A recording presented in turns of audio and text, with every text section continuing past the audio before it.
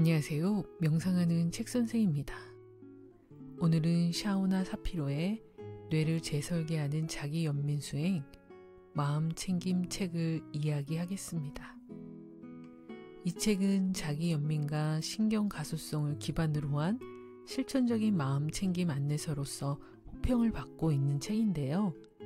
제가 여러 마음챙김 책들 중에서 이 책을 소개하고 싶은 이유는 샤피로가 신경가소성이라는 뇌의 변화 가능성을 기반으로 마음챙김을 훈련법으로 뇌를 바꾸는 실제적인 도구로 풀어내기 때문입니다. 뇌의 신경가소성의 핵심은 뇌는 반복을 통해 변화한다는 것이죠. 그래서 마음챙김을 할 때 단순히 주의를 기울이는 것에 그치는 것이 아니라 주의를 기울이는 방법에도 신경을 써야 제대로 된 마음챙김을 할 수 있다고 전합니다. 어떤 방법인지 읽어보겠습니다. 저자가 태국의 한 수행처에서 기대에 부푼 마음으로 명상 수련회에 참석했지만 기대와 달리 몽키 마인드, 즉 원숭이가 이 나무 저 나무 옮겨 다니듯 마음이 어수선해서 마음이 나락과 분별로 가득 찼을 때의 일화입니다. 나는 그 승려에게 면담을 신청했다. 내가 얼마나 애썼는지, 그리고 내 마음챙김 수행이 얼마나 엉터리였는지 얘기하자 그가 껄껄 웃으며 대답했다. 맙소사, 당신은 마음챙김 수행을 한 게 아니라 판단력과 조바심과 좌절감을 수행했군요. 그 승려가 뒤이어 한 말은 내 평생 잊지 못할 것이다. 뭐든 실천할수록 강화됩니다. 승려는 당시 신경과학자들이 막 발견하기 시작한 뇌의 근본 원리를 제대로 파악하고 있었다. 우리가 순간순간 실천하는 것은 뭐가 됐든 우리 뇌를 물리적으로 변화시킨다는 것이다. 승려는 판단력으로 마음챙김을 수행하면 판단력이 강화되고 좌절감으로 수행하면 좌절감이 강화된다고 설명했다. 마음챙김은 단지 주의를 기울이는 것으로 그치지 않으며 주의를 기울이는 방법에도 신경 써야 한다는 점을 알려줬다. 진정한 마음챙김은 호의와 호기심의 태도를 포함한다. 친한 친구를 다정하게 포옹하듯 골치 아프고 불완전한 부분을 포함한 모든 경험을 기꺼이 포용하는 거라고 그 지혜로운 승려는 설명했다. 호의와 자비의 태도를 키우는 것이야말로 마음챙김의 비법이다. 당시 어렴풋하게 이해하고 넘어갔지만 이러한 태도는 결국 내 연구와 평생 작업의 중심이 되었다. 이런 호의적인 태도는 공경에서 벗어나거나 어려운 일을 미봉책으로 가리는 수단이 아니다. 오히려 우리의 모든 감정과 생각과 행동을 진심으로 책임지는 방법이다. 비난하고 부끄러워하기보다 이해하고 치유하고 노력하는 것이다. 요컨대 나는 우리가 주의를 기울이는 방법, 즉 우리의 태도가 주의 자체만큼 중요하다는 사실을 그 순간 확실히 깨달았다. 다시 한번 읽어보겠습니다. 요컨대 나는 우리가 주의를 기울이는 방법, 즉 우리의 태도가 주의 자체만큼 중요하다는 사실을 그 순간 확실히 깨달았다. 그런데 마음챙김 명상에서 배워야 할 요소가 한 가지 더 있다. 명상 수련회가 끝날 무렵 승려는 우리가 명상할 때뿐만 아니라 평소에도 늘 뭔가를 수행한다고 강조했다. 이 말은 곧 우리가 뭔가를 계속해서 강화한다는 뜻이다. 그렇다면 당신은 무엇을 강화하고 싶은가? 이 질문이 가장 중요하다. 개인적 가치와 목표와 열망 등 당신이 가장 관심을 두는 것, 이게 바로 당신의 의도이다. 승려의 도움을 받은 뒤 내 수행이 조금씩 달라졌다. 일단 판단하는 목소리를 그대로 믿지 않고 관찰하기 시작했다. 경험을 통해 화려하지 않고 호기심과 관심과 호의를 품고서 천천히 다가갔다. 똑바로 하려고 애쓰지 않고 그냥 흘려가는 대로 놔두었다. 그 과정에서 마음챙김 수행이 정확히 뭔지 깨달았다. 마음챙김은 완벽해지는 게 아니라 그냥 묵묵히 수행하는 것이었다. 사원의 작별을 구하고 집으로 돌아오는 길에 나는 무척 행복했다. 외부의 특별한 사건에서 비롯된 덧없는 행복이 아니라 내적 풍경이 변화해서 생겨난 깊은 만족감이었다. 당시에 내가 사원에서 터득했던 것을 연구진이 실험실에서 입증하려 애쓴다는 사실을 나중에 알았다. 그게 뭐냐고? 외적 변화는 우리를 장기적으로 더 행복하게 해주지 못하지만 내적 변화는 그럴 수 있다는 것이다. 네, 그래서 저자는 이후 수행의 의도와 태도를 결합하는 것의 중요성을 집중적으로 파헤치고 책에도 모든 수행을 하기 전에 반드시 명상의 의도를 세우라고 이야기해주고 있습니다. 그 후 과학의 기반을 둔 마음챙김에 대한 새로운 패러다임을 발표했는데요. 첫째, 의도는 우리의 가장 간절한 희망과 가치를 반영하는 쪽으로 마음의 나침반을 향하게 한다. 이는 우리가 주의를 기울이는 이유를 계속 상기하게 하며 가장 중요한 것에 집중하도록 돕는다.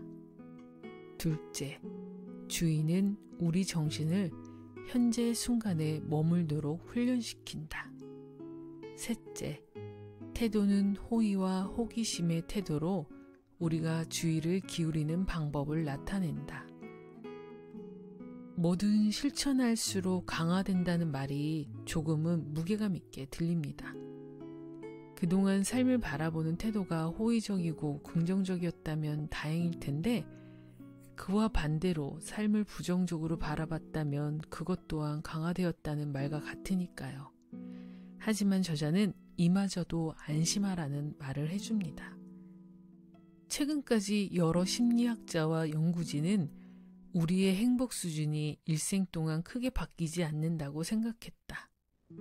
우리에게 무슨 일이 벌어지든 결국 기준선 수준으로 되돌아간다고 추정한 것이다. 예를 들어 복권에 당첨되면 처음엔 행복감이 급증하지만 1년도 안 돼 원래 수준으로 돌아간다는 연구 결과가 있다. 더 놀랍게도 끔찍한 사고로 장애를 입은 경우에도 처음엔 행복감이 곤두박질 치지만 1년도 안 돼 원래 수준으로 돌아왔다. 이러한 행복 기준점 이론에 따르면 행복 기준선은 주로 타고난 성향과 유전에 따라 결정되며 사는 동안 바뀌지도 않는다. 하지만 뇌는 우리가 생각하는 것보다 훨씬 더 유연하다. 다들 똑같이 행복하게 태어나진 않았다. 하지만 누구나 더 행복해질 수 있다. 신경과학의 혁명적 발견에 따르면 외적 생활이 아닌 내적 풍경을 바꾸어 행복 기준점을 얼마든지 바꿀 수 있다. 나는 태국의 사원에서 실제로 그걸 경험했다. 그 뒤에 숨겨진 과학적 원리를 전혀 모르던 시절이었다. 내가 맛본 행복감과 평온함은 어떤 외적 변화 때문이 아니었다. 인식하고 경험하는 방식과 삶을 대하는 태도의 변화가 일어났기 때문이다. 명심할 점은 외적 변화는 행복 기준선을 바꾸지는 못하지만 내적 변화는 바꿀 수 있다는 것이다. 신경과학자 리처드 데이비스는 이렇게 말한다. 뇌의 구조를 바꿀 수 있기 때문에 뇌를 단련해서 행복감을 높일 수 있다. 그래서 그런지 이 책의 제목이 단순한 마음 챙김이 아닌 굿모닝 I love you 마음 챙김입니다. 중간에 안녕 사랑의 명상도 가볍게 소개되었는데요.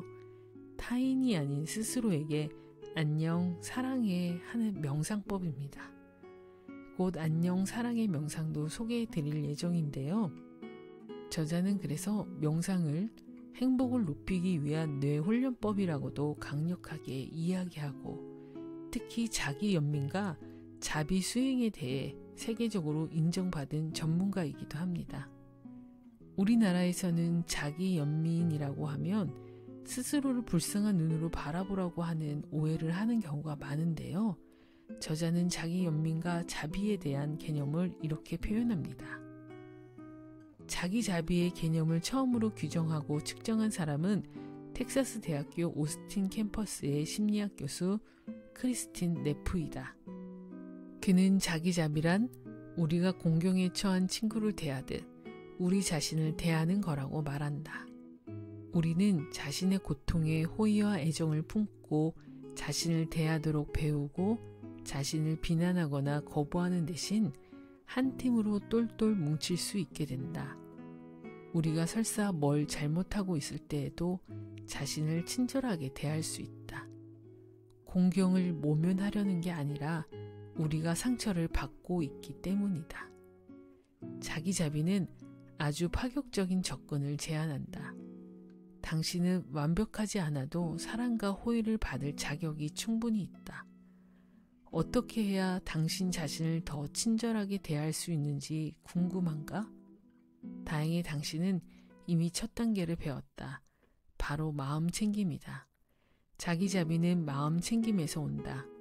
우리가 고통에 처했음을 먼저 인정하지 않으면 우리 자신에게 친절할 수 없다. 어려운 상황에 처했을 때 마음 챙김은 우리가 처한 어려움을 명확하게 보도록 돕는다. 자기 자비는 한 발 더 나아가 어려움에 처한 자신을 친절하게 대하라고 명한다. 자기 자비는 단순히 기분만 좋아지도록 돕는 게 아니다. 우리가 힘든 시기를 뚫고 나가는데 필요한 구명보트까지 제공한다. 자기 자비를 연마하면 폭풍 속에서도 살아남을 힘과 회복력과 지혜의 보고를 찾아낼 뿐만 아니라 미래에 닥쳐올 폭풍우를 더 잘 헤쳐나갈 역량도 기를 수 있다. 자기 자비의 신비한 힘은 부정적인 것을 완화하는 동시에 긍정적인 것을 강화하도록 한다. 그런데 안타깝게도 우리는 상황이 힘들어질 때 자기 자비 대신 효과도 없고 심지어 해롭기까지 한 대응 기제에 습관적으로 의존한다. 저자는 해롭기까지 한 대응 기제로 스스로에 대한 수치심과 재미있게도 자존감에 대한 이야기를 하고 있습니다.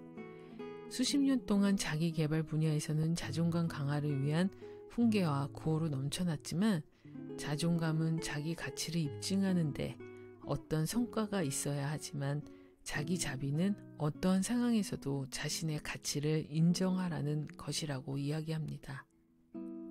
자기 자신을 친절히 대하도록 배운 사람은 자신의 실수를 성장의 기회로 보려는 욕구를 더 강하게 느끼게 한다 라고도 말하는데요. 즉 회복 탄력성과 연결되는 말이라는 생각이 듭니다. 어쩌면 우리들은 늘 스스로를 낮추라고 하는 동양의 문화 속에서 살다가 어느 날 갑자기 자존감을 높이고 너는 정말 특별한 사람이야 라고 이야기하는 서양의 문화가 들어오면서 뭔가 성과를 내지 못할 경우 스스로를 더 낮추고 비난하지 않았나 하는 생각이 듭니다. 자기 연민과 자비에 대한 재미있는 표현이 있는데요. 자기 자비를 느끼기 위해 특별할 필요는 없다. 그저 여느 인간들처럼 엉망진창이면 된다. 내 안의 불완전성을 받아들이고 그럼에도 불구하고 자신을 사랑으로 대하고 자신의 사랑스러움을 다시 배우라는 말과 같습니다. 그래서 자기 연민, 자기 명상을 자기 자신과 베스트 프렌드가 되는 수행이라고도 말하는 것 같습니다. 가장 친한 친구에게 해준 격려의 말을 자기 자신에게도 해줄 수 있는 것은 현재 내 삶에 깨어있는 알아차림, 마음챙김 같습니다. 이 책의 또 다른 재미는 중간중간 금언이나 멋진 시들을 많이 인용했는데요. 이 책이 나왔던 시 중에 제가 가장 좋아하는 윌리엄 블레이크의 시를 읽으면서 마무리하겠습니다. 하늘의 모래에서 세상을 보고 한 송이 들꽃에서 천국을 보려면 그대 손안에 무한을 쥐고 찰나에서 영원을 붙잡아라.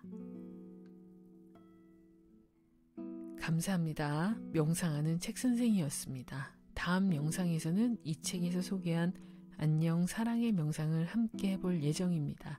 놓치지 말고 함께 해주세요.